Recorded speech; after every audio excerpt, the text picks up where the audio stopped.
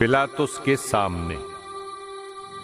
दिन निकलते ही महायाजकों, नेताओं और शास्त्रियों अर्थात समस्त महासभा ने परामर्श किया। इसके बाद उन्होंने ईसा को बांधा और उन्हें ले जाकर पिलातुस के हवाले कर दिया। पिलातुस ने ईसा से यह पूछा, क्या तुम यहूदियों के राजा हो? ईसा ने उत्तर दिया, आप ठीक ही कहते हैं। तब महायाजक उन पर बहुत से अभियोग लगाते रहे।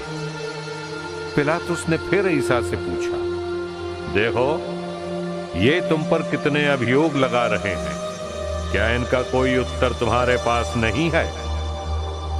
फिर भी ईसा ने उत्तर में एक शब्द भी नहीं कहा।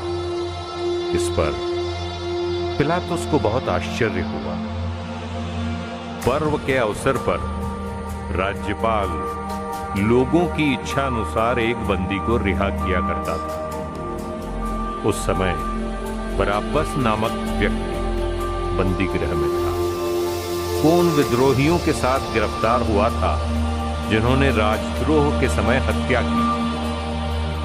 जब भीड़ आकर राज्यपाल से निवेदन करने लगी कि आप जैसा करते आए हैं वैसा ही हमारे लिए करें, तो पिलातुस ने उनसे कहा, क्या तुम लोग चाहते हो कि मैं तुम्हारे लिए यहूदियों के राजा को रिहा करूं? वो जानता था कि महायाजकों ने ईर्ष्या से ईसा को पकड़वाया है, किंतु महायाजकों ने लोगों को उभाड़ा कि वे बराब्बस की ही रिहाई की मांग करें। पिलातुस ने फिर भीड़ से पूछा, तो मैं इस मनुष्य का क्या करूं जिसे तुम यहूदियों का राजा कहते हो? लोगों ने उत्तर दिया, इसे क्रूस दिया जाए। पिलातुस ने कहा, क्यों? इसने कौन सा अपराध किया? किंतु वे और भी जोर से चिल्ला उठे, इसे क्रूस दिया जाए।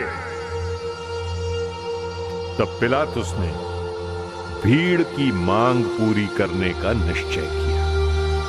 उसने उन लोगों के लिए बराब्बस को मुक्त किया और ईसा को कोड़े लगवाकर क्रूस पर चढ़ाने सैनिकों के हवाले कर दिया। कांटों का मुकुट। इसके बाद सैनिकों ने ईसा को राज्यपाल के भवन के अंदर ले जाकर उनके पास सारी पलटन एकत्र कर ली। उन्होंने ईसा को लाल चौगा पहनाया और कांटों का मुकुट गूंथकर उनके सिर पर रख दिया। तब वे ये कहते हुए उनका अभिवादन करने लगे, यहूदियों के राजा प्रणाम। वे उनके सिर पर सरकंडा मारते थे, उन पर थूकते और उनके सामने घुटने टेकते हुए उन्हें प्रणाम करते थे। उनका उपहास करने के बाद उन्होंने चौगा उतारकर उन्हें उनके निजी कपड़े पहना दिए। क्रूस आरोपण। वे ईसा को क्रूस पर चढ़ाने के लिए शहर के बाहर ले चले। उन्होंने कुरेने निवासी सीमोन, सिकंदर और रूफुस के पिता को, जो खेत से लौट रहा था, ईसा का क्रूस उठाकर चलने के लिए बाध्य किया। वे ईसा को गोलगोथा अर्थात खोपड़ी की जगह ले गए। वहां लोग ईसा को गंधरस मिली अंगूरी पिलाना चाहते थे, किंतु उन्होंने उसे अस्वीकार किया। उन्होंने ईसा को क्रूस पर चढ़ाया और किसे क्या मिले इसके लिए चिट्ठी डालकर उनके कपड़े बांट लिए। जब उन्होंने ईसा को क्रूस पर चढ़ाया, उस समय पहला पहर बीत चुका था। दोषपत्र इस प्रकार था, यहूदियों का राजा। ईसा के साथ ही उन्होंने 2 डाकुओं को क्रूस पर चढ़ाया, एक को उनके दाएं और दूसरे को उनके बाएं। इस प्रकार धर्म ग्रंथ का यह कथन पूरा हो गया।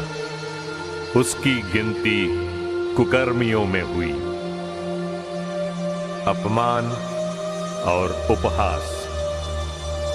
उधर से आने जाने वाले लोग ईसा की निंदा करते और सिर हिलाते हुए ये कहते थे, ए मंदिर ढाने वाले और 3 दिनों के अंदर उसे फिर बना देने वाले, क्रूस से उतरकर अपने को बचा।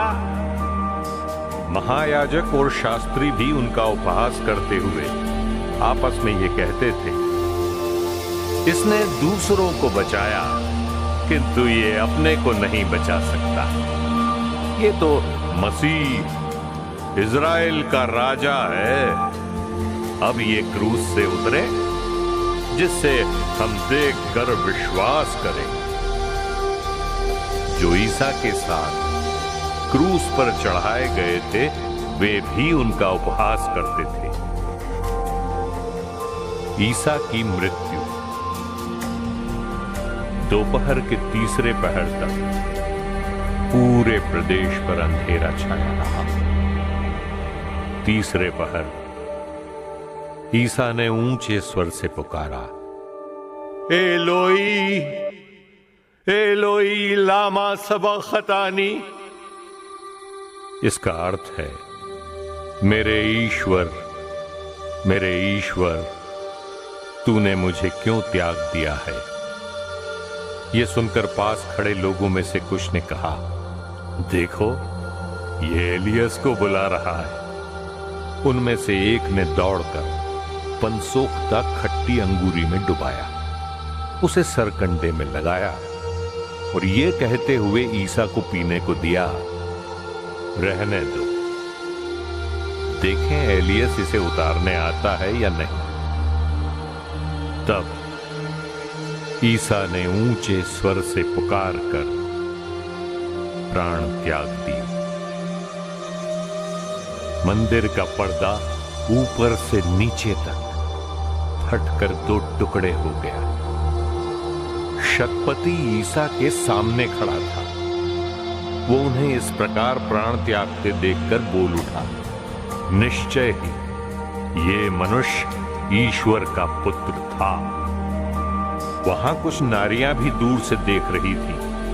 उनमें मरियम मगदलेना, छोटे याकूब और यूसुफ की माता मरियम और सलोमी थी। जब ईसा गलीलिया में थे वे उनके साथ रहकर उनकी सेवा परिचर्या करती थी। बहुत सी अन्य नारियां भी थी जो उनके साथ ही यरूशलेम आई थी। ईसा का दफन। अब संध्या हो गई थी। उस दिन शुक्रवार था, अर्थात विश्राम दिवस के पहले का दिन। इसलिए अरिमथिया का यूसुफ, महासभा का एक सम्मानित सदस्य जो ईश्वर के राज्य की प्रतीक्षा में था, आया। वो निर्भय होकर पिलातुस के यहां गया और उसने ईसा का शव मांगा। पिलातुस को आश्चर्य हुआ कि वो इतने शीघ्र मर गए हैं।